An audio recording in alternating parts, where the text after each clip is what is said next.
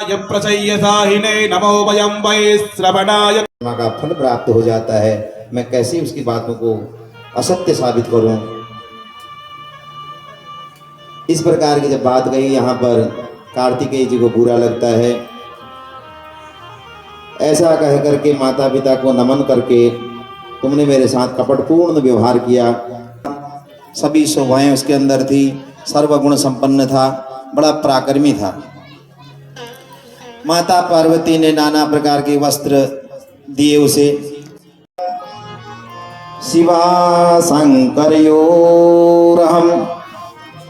स्वबुद्ध्या हि समुद्रान्तो पृथ्वी कृत परिक्रमः महिमानः सचन्दद्रपो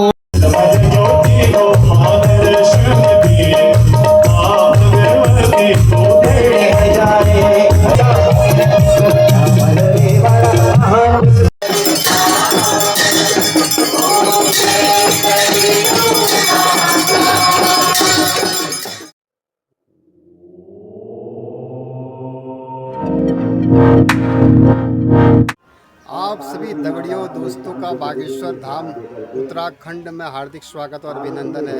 दोस्तों, बागेश्वर बागनाथ धाम में आयोजित इस दिव्य शिव महापुराण कथा का आपको रसपान कराने का प्रयास। शिव की नगरी उत्तराखंड की काशी बागेश्वर धाम में आप सभी का हार्दिक स्वागत और अभिनंदन है। दोस्तों, चलिए चलते हैं, भगवान शिव की कथा का श्रवण करते हैं। ये सामने आपको सरयू की अविरल धारा बह रही है। यहीं पर ही सरयू आरती होती है। ये सामने ही मंच सजा हुआ है। आइए चलकर कुछ अच्छा सुनकर अपने जीवन को धन्य धन्य करते हैं।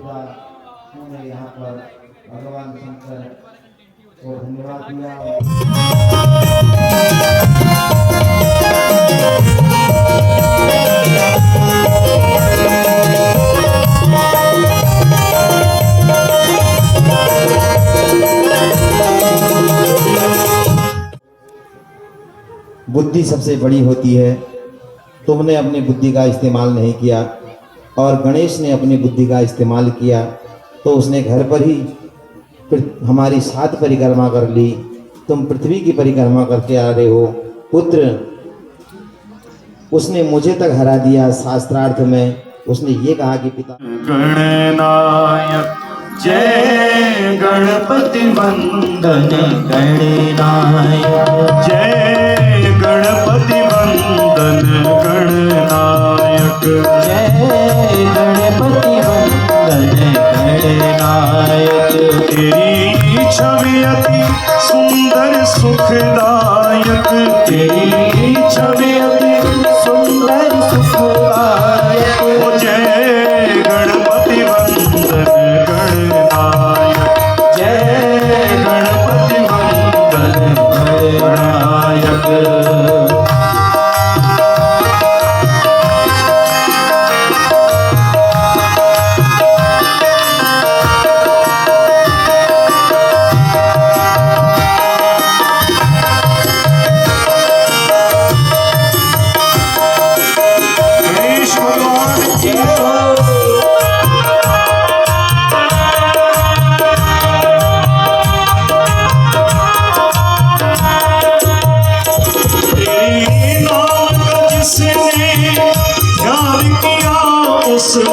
पर रहती सुख छाया, तेरे नाम का जिसने ध्यान किया उस पर रहती सुख छाया।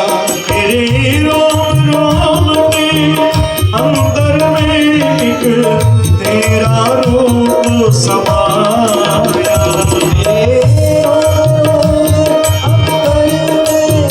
तेरा रूप समाया, तेरी महिमा तू वही जाने। तेरी बंधो सखा तुम्ही हो, तुम्ही हो बंधो सखा तुम्ही हो। और मेरी आज्ञा का पालन करे हमेशा।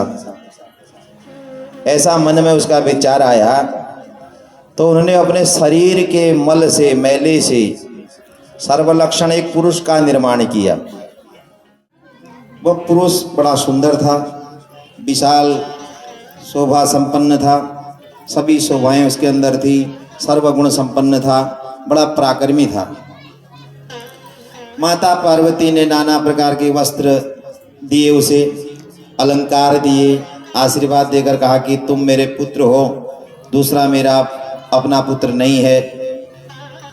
इस प्रकार की बातें कही और उस पुरुष ने भी जो प्रकट हुआ पार्वती को नमस्कार किया, वंदन किया कि हे तात शृणु मद वाक्यम द्वारपालो भवाद्य में मत पुत्र। तुम पुत्र होने के कारण मेरे सब कुछ हो, ये सत्य सत्य कहती हूँ, इसलिए तुम मेरे से। कोई मुझसे लाठी नहीं मारता था, किसी की हिम्मत नहीं, मैं देवों का महादेव हूँ, पर ये कौन है इस प्रकार का पुरुष जो मुझे लाठी से मार रहा है। और भगवान शंकर बोले कि मूर्खोऽसि त्वं जानासि शिवोऽहं गिरिजापतिः स्वगृहं यामि रे बालो निषेधसि कथम हि माम्। मूर्खोऽसि त्वं न जानासि, अरे तुम तो बड़े मूर्ख हो, तुम्हें कोई ज्ञान नहीं है, तुम बहुत मूर्ख हो, तुम गिरजापति शंकर को नहीं जानते। मैं तो अपने घर जा रहा हूँ, तू मुझे रोक रहा है भीतर जाने से, तो तेरे से बड़ा मूर्ख और कौन हो सकता है। शिव जी को क्रोध आया, शिव जी ने गणों से कहा इसको संभालो, मुझे फिर क्रोध आएगा तो ठीक नहीं होगा। जब गणों से कहा, शिव जी ने कहा मैं कुछ आराम कर लेता हूँ और तुम इसे समझाओ। उसके बाद शिव जी के गण आते हैं। शिव गणों ने कहा कि तुम कौन हो भैया, कहाँ से आए हो, क्या तुम्हारा नाम है, यदि तुम जीना चाहते हो तो शीघ्र यहाँ से दूर चले जाओ।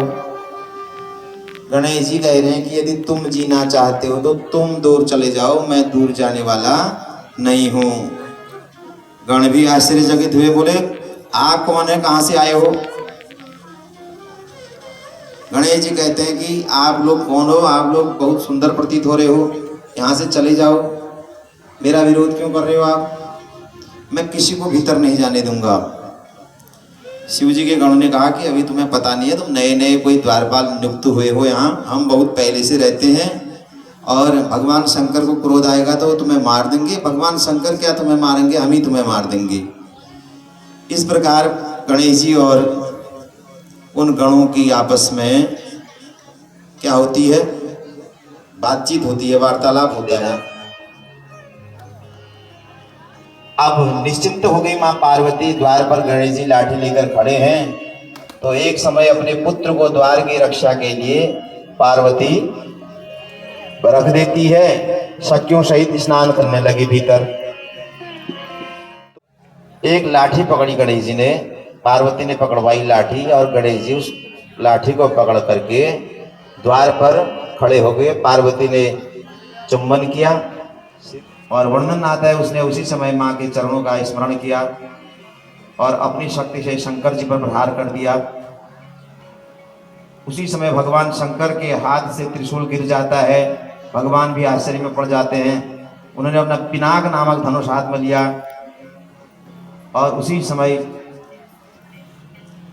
गणेश्वर ने अपने प्रहार से उस धनुष को उनके पांचों हाथ काट दिए।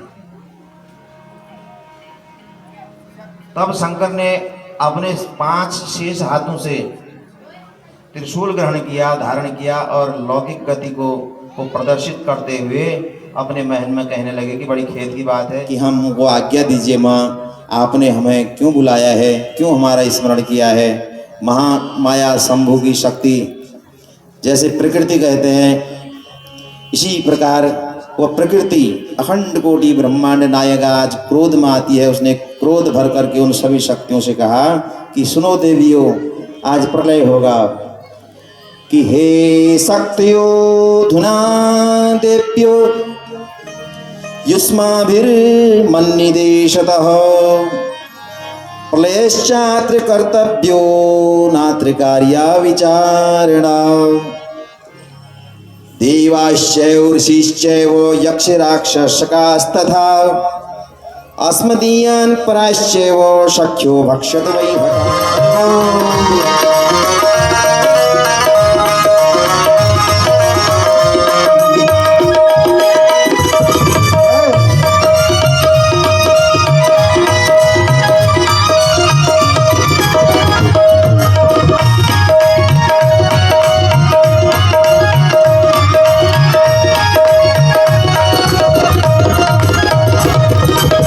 लाल बिंदिया तो हाथ लगे प्यारी, लाल बिंदिया तो हाथ लगे प्यारी, लाल साड़ी में माँ जग से नियारी, लाल साड़ी में जग से नियारी, लाल रंग का सजा तेरा हाथ है ओ मैया, सिंगार तेरा हाथ है ओ मैया, सिंगार तेरा लाल है ओ मैया, सिंगार तेरा लाल है ओ मैया, सिंगार तेरा लाल है ओ मैया, सिंगार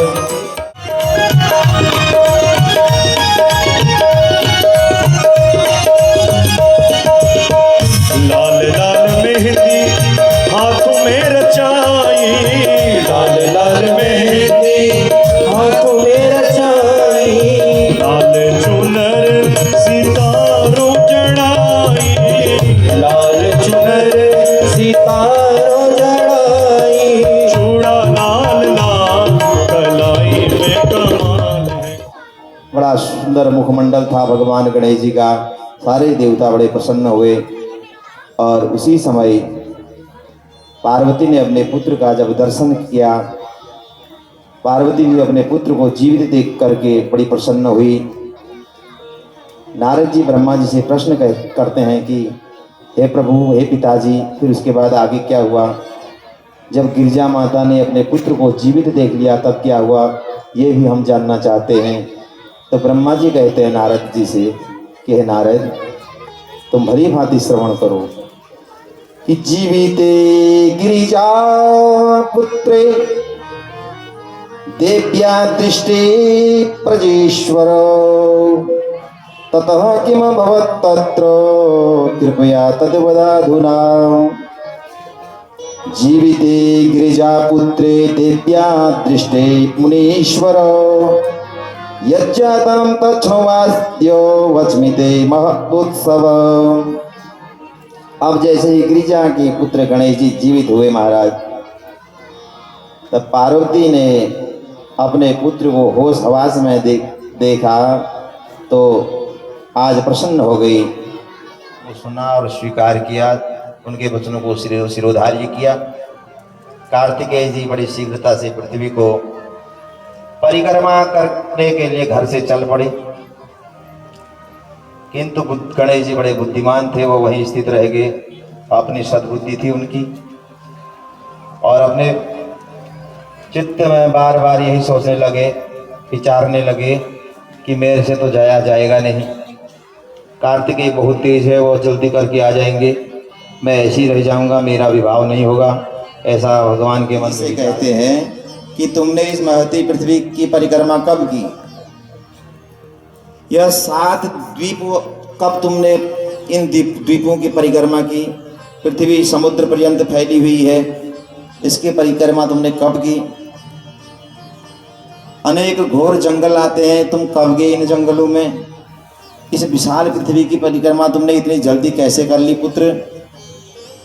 तो भगवान शंकर के इस प्रकार के वचनों को सुनकर के बुद्धिमान गणेश जी कहते हैं क्या गणेश जी ने बुद्धि का इस्तेमाल किया और शास्त्रीय विधान से उस रीति से उन्होंने सर्वप्रथम स्नान किया और फिर आकर माता पिता से बोले। कार्तिकेय जी तो चले गए, गणेश जी अपने माता पिता से बोले कि आसने स्थापिते यत्र पूजार्थम भवतोरिह भवन्तो संस्थितो तातो पूर्यताम मे मनोरथः। मैंने आप दोनों माता पिता की पूजा के लिए आसन लगा दिए हैं। 2 आसन गणेश जी ने लगा लिए। कहा कि आप दोनों मेरे माता पिता इस आसन पर विराजमान होइए और मेरी पूजा को ग्रहण कीजिए, स्वीकार कीजिए, मनोरथ पूर्ण कीजिए। भगवान शंकर ने कहा गणेश जी देखो कार्तिकी जी तो निकल गए हैं, कार्तिकेय हमारे निकल गए, तुम कब जाओगे? इतनी पूरी पृथ्वी को छोड़ करके तीर्थ करने जाता है, उसको मातृ हत्या के बराबर जैसा पाप लगता है। पुत्र कौन है कि पुत्रस्य च महत्तीर्थम पित्रो शरण पंकजम अन्य तीर्थम तु दूरैवै गत्वा संप्राप्यते पुनः इदं सन्निहितं तीर्थं सुलभं धर्म साधनम पुत्रस्य च स्त्रियाश्चैव तीर्थं गेहे शुभोभनम।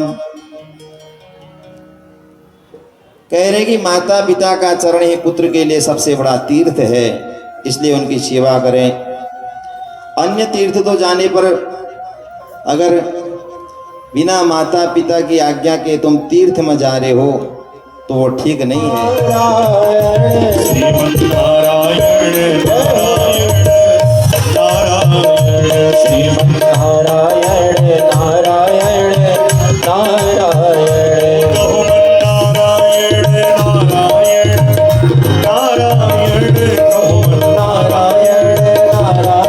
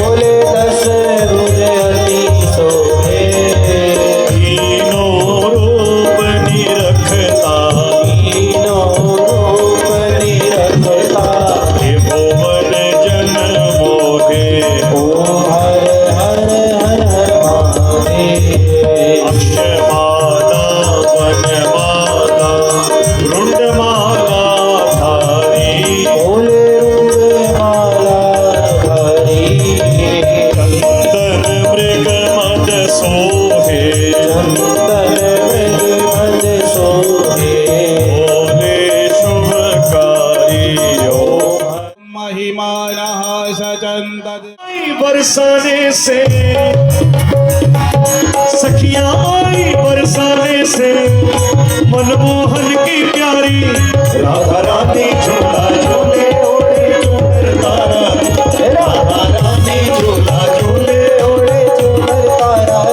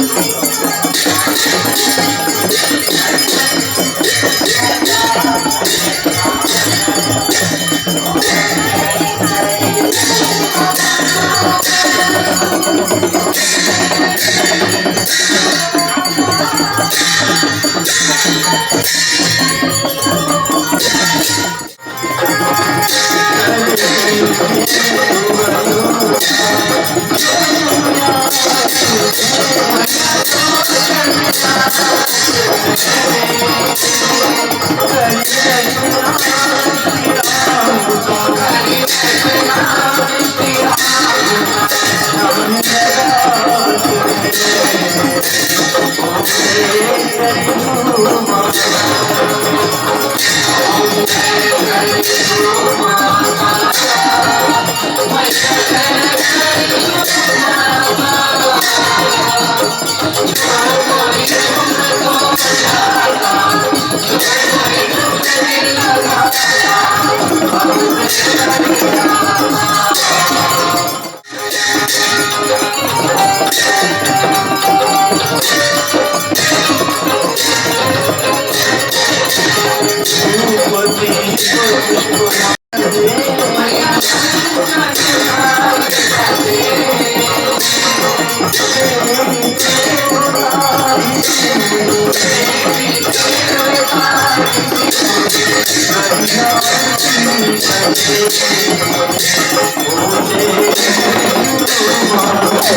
दगड़ियों कुछ इस तरीके के रहस्य महापुराण कथा का 8वें दिन का आनंद कैसा लगा आपको यह वीडियो कमेंट में ज़रूर बताइएगा। आशा करता हूँ यह वीडियो आपको अच्छी लगी होगी। तो दगड़ियों चैनल को सब्सक्राइब, वीडियो को लाइक और शेयर ज़रूर कीजिएगा। फिर मिलेंगे कभी किसी अन्य वीडियो और टॉपिक के साथ। तब तक के लिए आप सभी का धन्यवाद, सभी का आभार, सभी को हमारा बारंबार प्रणाम।